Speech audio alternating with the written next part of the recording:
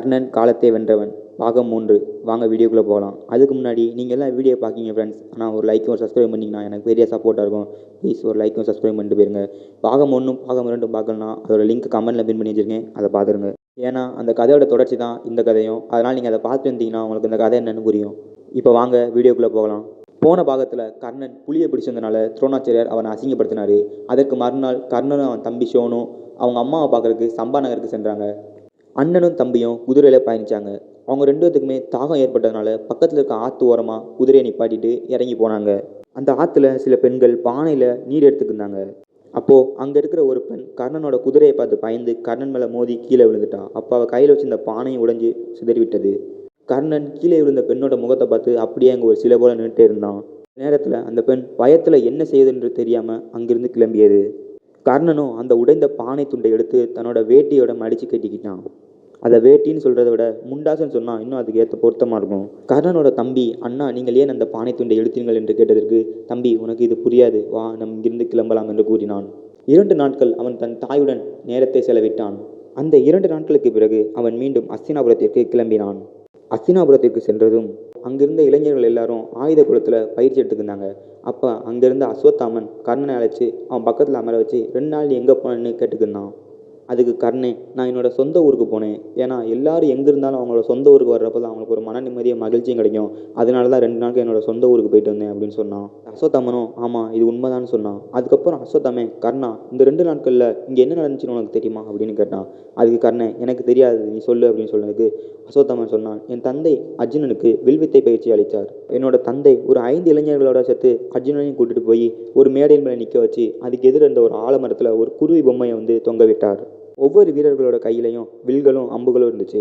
உங்களுக்கு இந்த மரத்தில் என்ன தெரியுதுன்னு என் தந்தை அவரிடம் கேட்டப்ப ஒவ்வொரு வீரர்களும் முன் வந்து, எனக்கு அந்த மரத்துக்கு பின்னாடி இருக்க மலை தெரியுது, அதோட இலைகள் தெரியுது, அதோட கிளைகள் தெரியுதுன்னு சொல்லியிருந்தாங்க.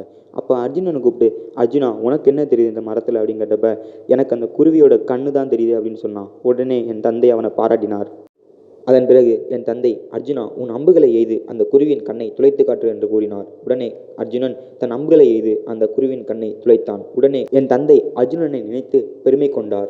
உடனே அங்கு கூடியிருந்த அனைவரும் அவனை பாராட்டினர். இதுவே இந்த 2 நாட்களில் நடந்த முக்கியமான நிகழ்வுகள். நீ ஆனால் இங்கு இல்லை.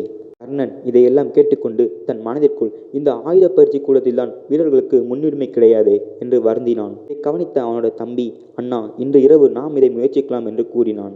அன்று இரவு கர்ணனின் தம்பி ஷோன் ஒரு கையில் மரக்குருவி பொம்மையை எடுத்துக்கொண்டு ஆலமரத்தின் உச்சியில் சென்று அமர்ந்தான். மறு கையில் ஒரு மஞ்சள் நிற விளக்கை அக்குருவியுடன் சேர்த்து அந்த மரத்தின் மீது தொங்கவிட்டான். அப்பொழுது கர்ணன் அர்ஜுனன் அம்பெய்த இடத்தில் இருந்து கொண்டு தன் குருவான சூரிய பகவானை வேண்டிக் கொண்டு முதல் அம்பை எய்தான்.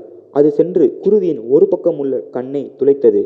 தொங்கவிடப்பட்ட குருவி அவிழ்ந்து கீழே சுழன்றது. உடனே கர்ணன் 2வது அம்பை எய்தான். அது மறுபுறம் உள்ள கண்ணையும் துளைத்தது. இந்த அனைத்து நிகழ்ச்சியும் ஒரே ஒரு மஞ்சள் நிற விளக்கின் அருகில் நடந்தது. துளைக்கப்பட்ட குருவி பொம்மை மரத்தின் கீழ் வந்து விழுந்தது. கர்ணன் உடனே ஓடிச் சென்று அந்த குருவியை கையில் எடுத்து பார்த்தான். அவன் தம்பியும் அதே நேரத்தில் மரத்தின் மேலிருந்து கீழே இறங்கி வந்து அந்த குருவியை பார்த்தான். இருவரின் முகத்தில் மிகுந்த ஆனந்தம். ஏனென்றால் கர்ணன் அந்த குருவியின் 2 கண்களையும் துளைத்திருந்தான். அந்த மகிழ்ச்சியுடன் இருவரும் அன்று இரவு நன்கு உறங்கினர். மறுநாள் காலையில் அதேபோல் கர்ணன் ஆயுத பயிற்சி கூடத்திற்கு சென்றான். அங்கு ஓரத்தில் அமர்ந்திருந்த அஸ்வத்தாமனிடம் சென்று இவனும் அமர்ந்தான். இவர்கள் இருவரும் நல்ல நண்பர்கள். அது மட்டுமல்லாமல் அஸ்தினாபுரத்தில் கர்ணனுக்கு கிடைத்த முதல் நண்பரும் அஸ்வத்தாமனே ஆவான். அந்த நேரத்தில் அஸ்வத்தாமன் கர்ணனை பார்த்து, கர்ணா உனக்கு ஒன்று தெரியுமா என்று கேட்டான். அதற்கு கர்ணன், நீ சொன்னால்தானே தெரியும் என்று கூறினான்.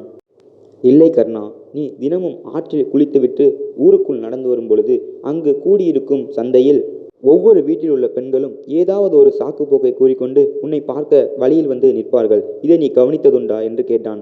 அதற்கு கர்ணன், அப்படியா, இதை நான் கவனித்ததே இல்லை என்று கூறினான். கர்ணா நீ உண்மையில் ஒரு ஆணழகன் என்று அஸ்வத்தாமன் கூறினான். உடனே அஸ்வத்தாமன் கர்ணனை பார்த்து, கர்ணா உன் கண்களின் மேலுள்ள 2 புருவங்களும் 2 வெட்டுக்கத்திகளை போன்று கூர்மையாக உள்ளது. அது மட்டுமல்ல, உனது 2 தோள்பட்டைகளும் காளைகளின் திமில்களை போன்றது. உன் கால்களோ யானைகளின் கால்களை போன்று மிகவும் வலிமையானது என்று கர்ணனை அஸ்வத்தாமன் வர்ணிக்கத் தொடங்கினான். கர்ணனுக்கோ புகழ்ச்சிகள் பிடிக்காது. எனவே அங்கிருந்து சென்றான். மறுநாள் காலையில் அஸ்தினாபுரத்து வீரர்களும் இளைஞர்களும் அங்கு உள்ள ஆயுத பயிற்சி கூடத்தை அழகுபடுத்தினர். இதனை கவனித்த கர்ணன் அஸ்வத்தாமனிடம் சென்று, அஸ்வத்தாமா, இன்று இங்கு என்ன நிகழப் போகிறது என்று அனைத்து வீரர்களும் வேலை செய்கின்றனர் என்று கேட்டான். அதற்கு அஸ்வத்தாமன், இன்று இங்கு ஒன்றும் நிகழப்போவதில்லை. இன்னும் ஒரு வாரத்தில் அஸ்தினாபுரத்தின் மன்னர் முன்னிலையில் அனைத்து வீரர்களுக்கும் போட்டி நிகழப் போகிறது என்று கூறினான்.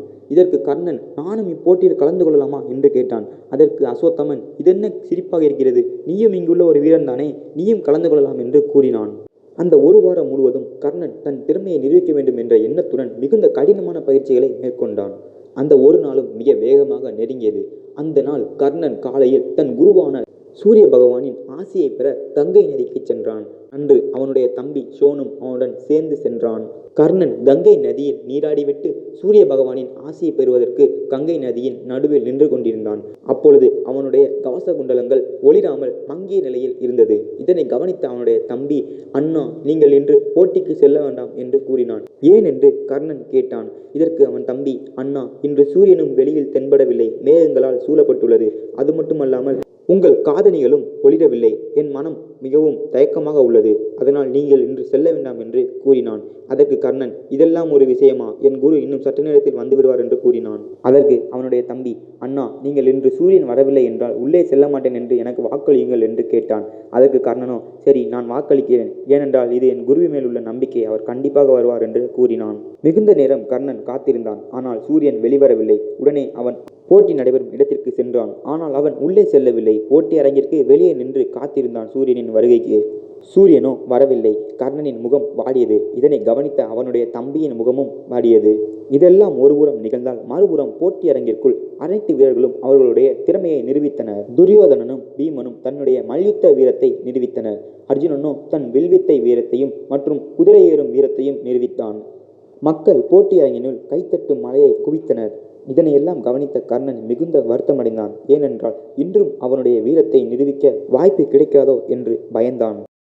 இதன் தொடர்ச்சியை அடுத்த பாகத்தில் பார்க்கலாம். நன்றி, வணக்கம்.